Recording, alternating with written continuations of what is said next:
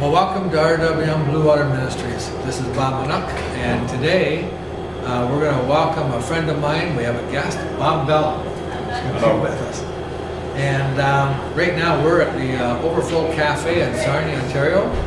And I've known Bob since around 1999, and we work together at Octagon Engineering, which doesn't exist anymore. So today we're going to get a little bit of a glimpse into Bob's life.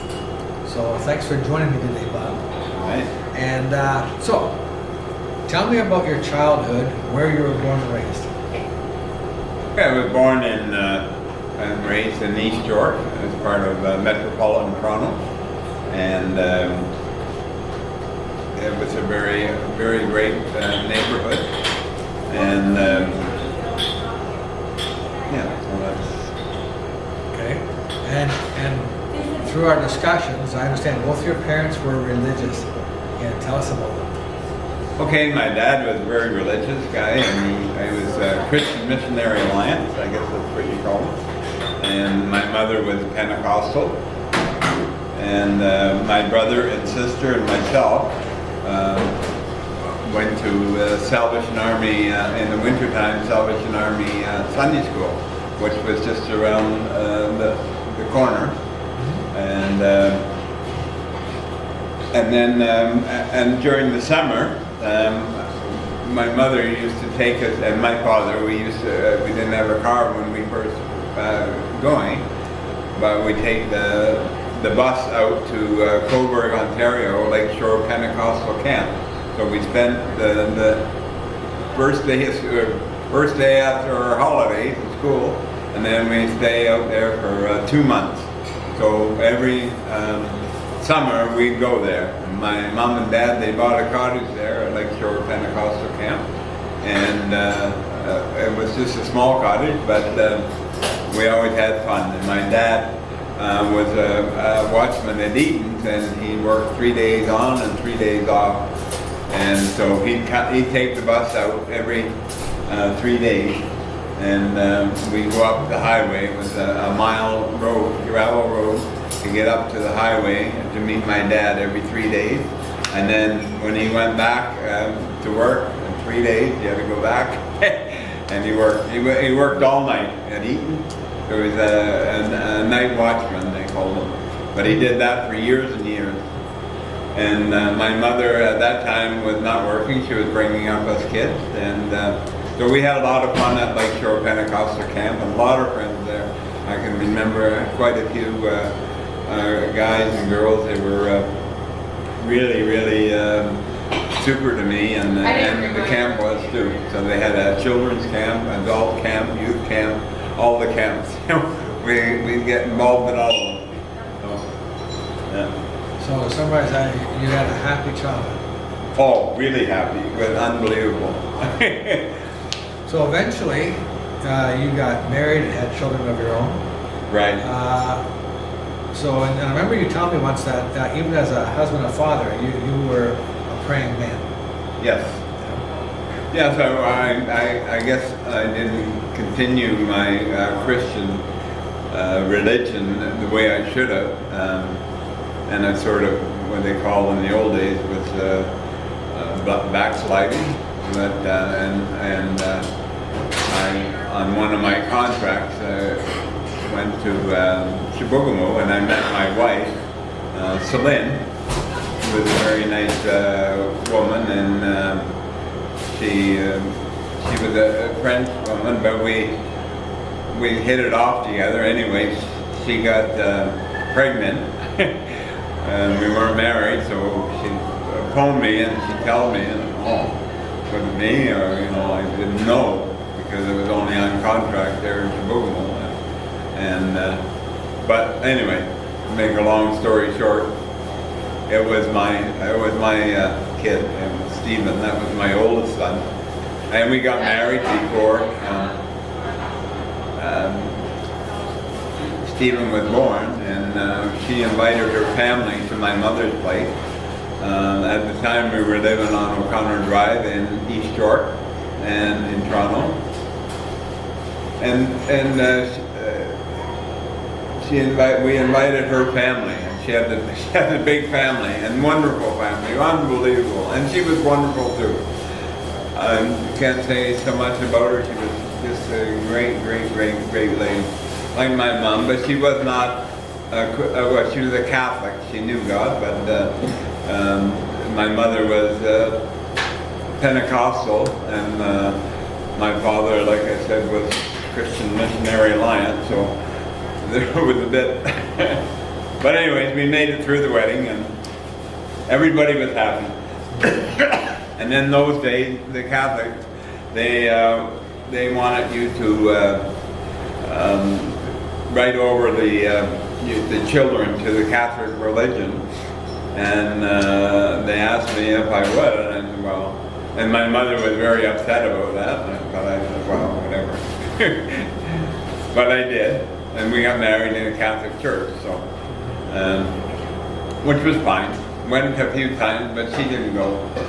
She was, and I guess like a lot of Catholics, they say they're Catholic, but they don't go to church. Like me, I said I was Christian, but I never went to church. Anyway, we got, and at the beginning of our marriage, I used to put my head down because we had children, and I put my head down and prayed to God, and my wife got a little bit anxious, I guess. And she said, well, what are you trying to prove, that you're better than me? And I said, no. So I didn't do it anymore. But not her fault, it was my fault. So how many years were you married? Oh. Well, we were married in 1967, and she died this year. She passed away. Actually, I remember that because I first met you at Octagon Engineering around 1999. Yeah. I remember at that time, it seems to me she wasn't well. I remember you driving back to Montreal. Yeah. And then it was after that that she passed. Yeah. And is there anything else you want to say about your family? Well, they were very good to me, and I had a very good life, and thanks to the good Lord.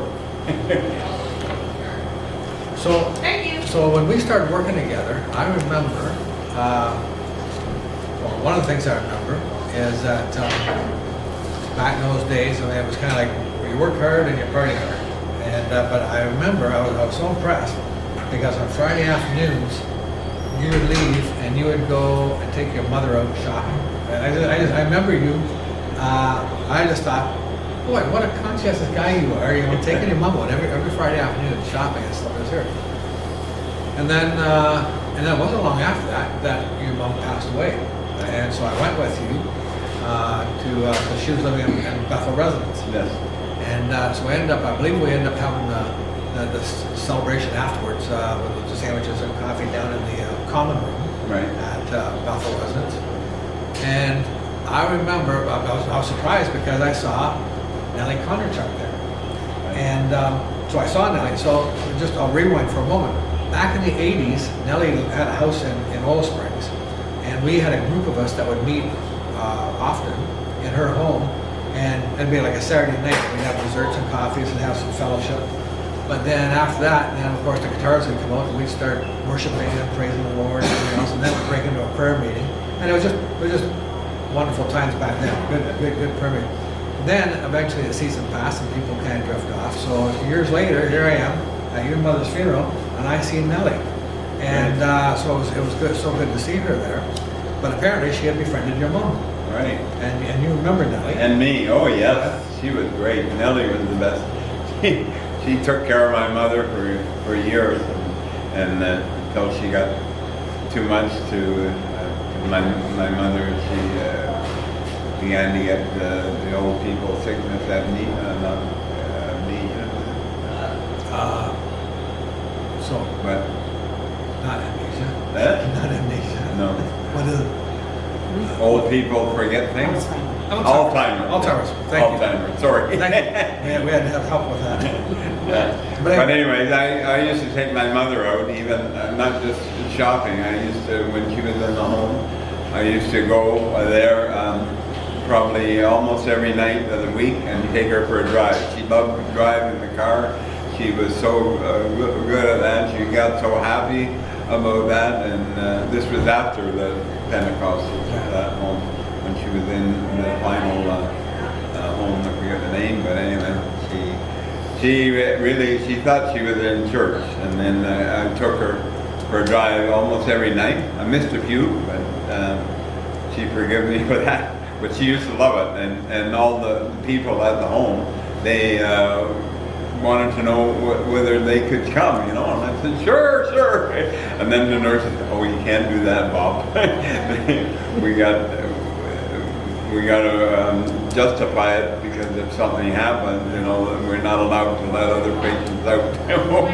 Oh, okay. So my mother got to go every night with me, and we go for a short drive around Sarnia. And anyway, that's So, all right, so you and I, we worked in Sarnia. Now in 2000, you and I and Pat Lucci actually went out to Red Deer. Yes. Did 6 weeks work out there. But now you've worked actually across Canada. Eh? Yes. So, like, you've worked in Toronto, and did you work in Montreal? Yes, I did many contracts, and here I got a list here. In Toronto, Montreal, Vancouver, Calgary, Nova Scotia, New Brunswick, Boston, St. Catharines, Mississauga, Burlington, Chibougamau, Point Edward, Petrolia, Norway, and Timmins. Right. Got around. Got around the world, almost. So, and then, so we kind of lost touch. Of course, you're in these other cities working. Yes. So we kind of lost touch.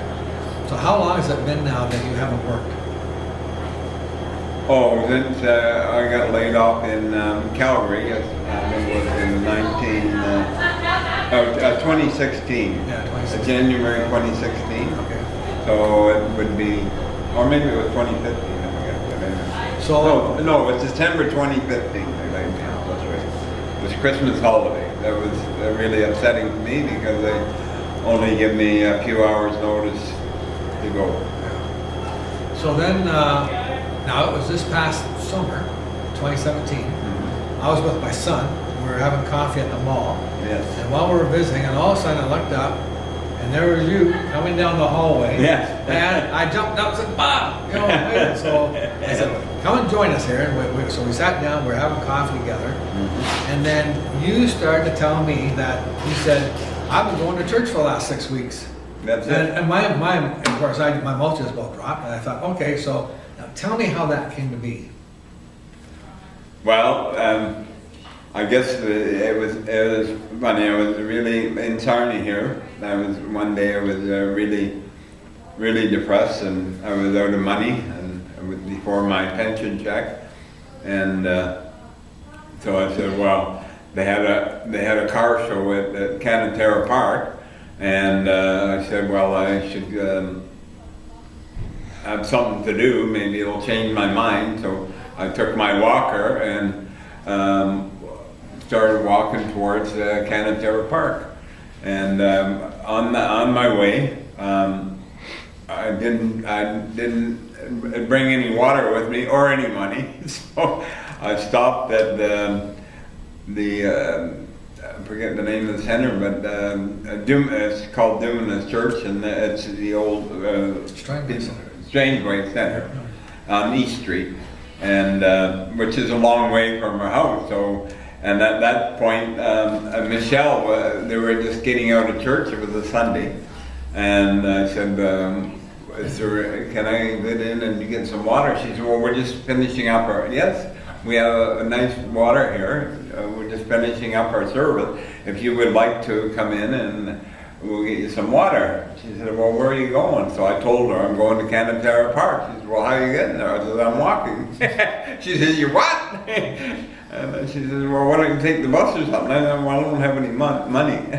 She said, well, what are you going to do down there? You know, how are you going to get back? And how are you going to eat? And I said, well.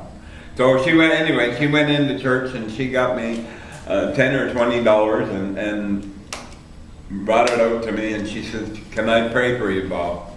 And I'm so excited. I said, for sure. Michelle, that's, wow. I couldn't believe it.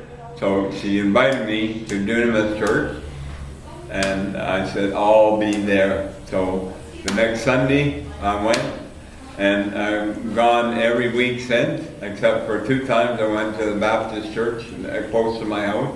And then Dunamis I could see online, so I said, well, I miss all these people, so I decided to go back to Dunamis Church, and all the beautiful, loving people, they really helped me, and they're like angels of the Lord there, and so I said, thank you, Jesus, and so it was really great to me, and of course Bobby was my other angel, and Lise, of course, his wife. But anyways, I'm glad that I continued, and people helped me along the way. Every day seems to be better than the last. You know, like I'm closer to the Lord. Every day I pray, I read my Bible every day, and people help me out so much. Unbelievable. So at this point, you said you ran into Michelle. So at this point, we're going to ask Michelle to join us. And I'm going to turn on. Oh, there you are. There's Michelle. How are you doing? There's it. There's Michelle. Wow. So, she's such an so angel. the interesting thing here is that we're doing this interview in the Overflow Cafe. Michelle owns the Overflow Cafe. And today is the 1 year anniversary of the Overflow Cafe. So congratulations. Thank you. And I want to get you something. And thank you. Now thank you for letting us do this in here. Yeah. And That's so nice. oh, so Bob was telling us how you met him, and so I guess it was from your point of view. I guess it's like you just always looking out for guys like Bob, or did you feel led of the Lord? Yeah, Keep praying for me. yeah, I'm always listening for the Lord speaking. Yeah. And this day, it was like I was led to go outside. And then that's when Bob was there, and things were just kind of, he was going to see a car show or something, I think, down the Canatera way. And it was hot. I believe it was hot that day, and you were thirsty, so it was like, yeah, come on in, get a glass of water or something. And then we just started talking, and then you had asked how long it was going to take to get down to Canatera, and I was like, you're walking to Canatera. It's going to take a long time. And actually, Devon was there. We actually had the map out, Google Map and everything, to see how long would it take to walk and all that. We're like, are you sure you don't want to get a bus, or we'll give you a ride or something? But no, you wanted to walk. Yeah. You wanted to walk, so. Well, you said take a bus. I said, well, I don't have any money. Yeah. So she said, well, how are you going to eat? Yeah. So she got me money. Yeah. That was so nice of you. Yeah. Always listening to what the Lord's saying. So. Yeah. And Michelle has her mother. She strikes me so nice because she has an angel tattooed on her back. I do. That's really great. In memory of her mother. Yes. And that made me cry. Oh. And she said, could you come to, I'm sort of crying now, that comes to our church next week, and I did. And I come every week after. And I tried to get people to come, but They will, as the Lord leads. So I'll tell you. So I've known Bob for a lot of years, and there was a couple of times because I mean, his mom was a Christian, and I was at her funeral, and so there was a few times over the years where I said, "Well, Bob, have you ever considered just going to church?" And he said, "No." So you have to be at the right time, right place, and you were at the right time, right place. You listened, and you responded to Bob. You reached out and touched him, and you know, and it just makes me think. It puts me in mind of the prodigal, you know, who knew the Lord, who was in his family, and he got astray, and he came back. Yeah. And the other thing that I think of is you. The Bible talks about we are to be ambassadors for Christ, and you were an ambassador. You reached out and you blessed somebody, and they are back in the fold and serving the Lord, and we rejoice about that. So I just thank the Lord for both of us. And anyway, as we end this little interview, I am thinking about the prodigals and the ambassadors, and I'm wondering if you could just close our time of prayer and pray for the prodigals who would be watching this, and the people who could be ambassadors and haven't had the boldness to reach out. And because I think there's an army out there. There is. Okay, so There if you is. could pray for that. First of all, I just want to say, even just thinking about with Bob with the water, and I come to think of the woman at the well. Yes. And Jesus said, woman, if you would have asked me for water, right? So it just always puts me in mind of Bob coming and can I get a drink of water, right? So it was like he was led to come to the Lord and get the water from the Lord, and he hasn't turned back since. So that that warms my heart right there just from that, right? Yeah. So well, I'm believing that the Lord is doing something major in Sarnia and surrounding communities. So I just want to give all thanks and praise to the Lord, first of all, firstmost, just even in this establishment for me, from him pulling me out of a dark place and out of a valley, and how much he wants to do that with other people. So I just want to ask the Lord to just start calling the people out of the valley. There's a valley of decision that they're in right now, and I'm just asking the Lord to just let his kingdom to come down from heaven and just ravage these people that are so lost, so broken, so helpless, and just to call them back, call the prodigals back. Lift up the believers, the backslidden, the saints, the warriors, the ones that they know they're supposed to be doing something. I just want to call out to those people and just say, listen, the Lord is speaking. If he would just speak a little louder so that he can grab a hold of them a little more and just turn them back to the Lord, because I know Sarnia needs Jesus. That's all I can say is Sarnia needs both you and Jesus. Bob, I can feel the presence of the Holy Ghost. Really, I'm serious. And I think It's a vibration, I can feel it. And When you get close to me, wow. I think that what the cry is like, we need Jesus, and people don't understand. And just to get back to, it's not religion, it's not about religion, it's about relationship with the Lord.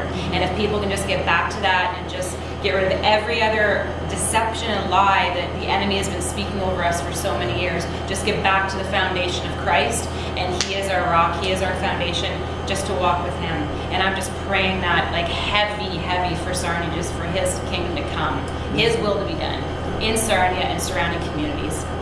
Nation, Canada, the nations, all the nations, just ravage the world, Lord. That's my prayer. Okay. Thank you so much. Bob, thanks for being my guest today. You're very welcome. Can I say a word too, or a prayer, sort of? Okay. I read in the Bible this morning, Isaiah 41:10. It says, "Fear not, for I am with you. Be not dismayed, for I am your God. I will strengthen you, and I will help you. I will uphold you with my righteous right hand." God bless you all. And just one more thing, amen, Bob, yes. Just one more thing, that I love how there's no age in the kingdom. There is no age in the kingdom, and that Jesus meets us exactly where we're at. So we don't have to be trying to do something and be somewhere we're not. He meets us exactly where we're at. And that's why I love the Lord so much. And every day it's better for me. I'm getting closer to the Lord, I believe, and better stuff. And Bob is doing some great work. He started his own ministry, and he's going to Ukraine August 17th for 2 weeks to visit the orphanage of the children. Lise is not going because it would be too upsetting for her. I believe when you have kids, it's very hard to see that. But I hope you success, and we'll be praying for you. Thank you. Well, we just thank the Lord that he holds all of his children in the palm of his hand. Yes. Yes, Lord. Thank you, Jesus. So we want to thank you for joining us. This is Bob Minook, RWM Blue Water Ministry, declaring blessings for you and yours. Until we meet again, amen. Amen. Thank you so much. Thank you. Thank you, Michelle. That was fun. We'll see you Sunday, right? Yeah.